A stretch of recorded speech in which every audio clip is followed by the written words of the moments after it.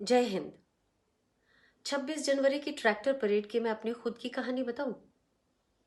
स्वतंत्र लोकतंत्र के किसी भी उत्सुक नागरिक की तरह मैं भी सुबह गाजीपुर बॉर्डर पहुंची थी और जो उत्साहपूर्ण माहौल था वैसा मेरी आंखों ने बचपन में समझ आने से लेकर और अब तक नहीं देखा था।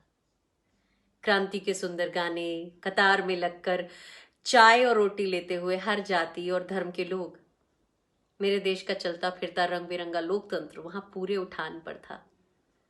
सब मुस्कुरा रहे थे, भीड़ में धक्का मुक्की तक नहीं थी। एक अनरिटन डिसिप्लिन था सबके अंदर, ना कोई राग, ना द्वेष और ना आक्रोश। बस सबकी आंखों में एक अलौकिक आनंद और उम्मीद थी। जिसने भी वो आलम देखा बस अभिभूत होकर देखता ही रह गया था। मन तब और भी भावुक हो उठा जब रैली शुरू होने के समय यानी 11 बजे के बाद से सड़क के दोनों तरफ के घरों से महिलाएं, पुरुष और बच्चे निकलकर ट्रैक्टर और ट्रॉली पर बैठे लोगों को सल्यूट कर रहे थे, ठीक वैसे ही जैसे राजपथ पर करते हैं। हमारा भारत उस समय वहीं खड़ा था, खुद पर शायद गर्व भी कर रहा था। कुछ उत्साही लोग दोनों तरफ पीने का पानी और फूल लेकर खड़े थे, पानी पिला रहे थे, फूल बरसा रहे थे। माहौल में गेंदे और गुलाबों की खुशबू थी और मैं भाई दिलदीप का तिरंगा लहराता ट्रैक्टर चलाते हुए पत्रकार फ्रेंड मयंक, जुलेखा और विशेष के साथ बात करती जा रही थी। पूरा रास्ता खुला हुआ था और हमारे आगे चल रहे कुछ ट्रैक्टर्स के अलावा रास्ता खाली भी मिल रहा था। बस तभी मयंक ने अपने लाइव कवरेज में कहा कि हम दिल्ली की सीमा के अंदर आ चुके हैं और लगभग उसी समय दिलदीप को कोई फोन आया और उसने बात करने के बाद मुझसे कहा कि हम गलत रास्ते पर आ गए हैं। मैंने ट्रैक्टर साइड में लगाया और फिर रिवर्स में लेकर हम कट तक पहुंचे और वहां से फ्लाईओवर के नीचे आकर वापस गाजीपुर बॉर्डर की ओर यू टर्न लिया। लेकिन थोड़ा आगे जाकर जानते हैं हमने क्या देखा? पुलिस ने लौटने के रास्ते पर डीटीसी की 2 बसेस लगाकर रास्ता रोक रखा था। यानी कि गलत रास्ते की ओर जाते समय कोई बैरिकेड्स नहीं थे और सही रास्ते पर मुड़ने ना देने के लिए रास्ता रोका हुआ था। हम तो दिल्ली के बारे में जानते थे तो जल्दी लौट लिए, लेकिन जो किसान दिल्ली इसी परेड के लिए आए थे उनसे चूक होना लाजमी था और दिल्ली पुलिस का कोई इंडिकेटर या मार्गदर्शन था ही नहीं।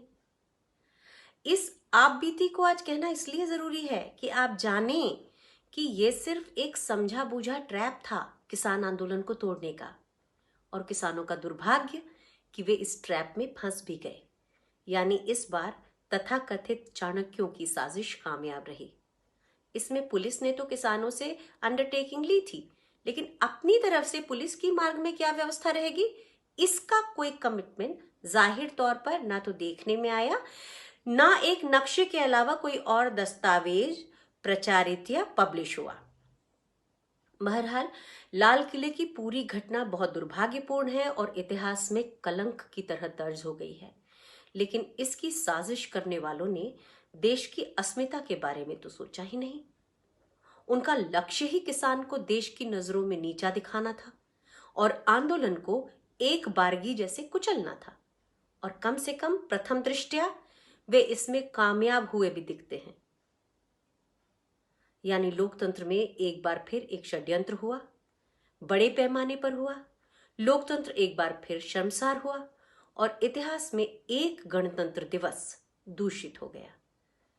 किसान के कंधे से बंदूक भी चल गई और किसान ही घायल भी हो गया। इस तरह की साजिशें आज लोकतंत्र में निहत्थे का शिकार करवा रही हैं और हम मानसिक रूप से शिकार हो रहे हैं, बीमार हो रहे हैं। हो सके तो इस पहलू पर भी विचार कर लें। मुझे यकीन है आप विचार भी कर सकेंगे और दिल में कहीं विश्वास भी होगा इस सच पर। बस सिर्फ 3 दिन अगर सुबह थोक में आने वाली बीजेपी की आईटी सेल की पोस्ट ना पढ़ें तो पूरा सच भी देख पाएंगे हम और आप। आखिर हम सब इसी मिट्टी के लोग हैं, इसी गंगा जमुनी तहजीब ने हमें पाला है। हम कर पाएंगे दूध का दूध और पानी का पानी।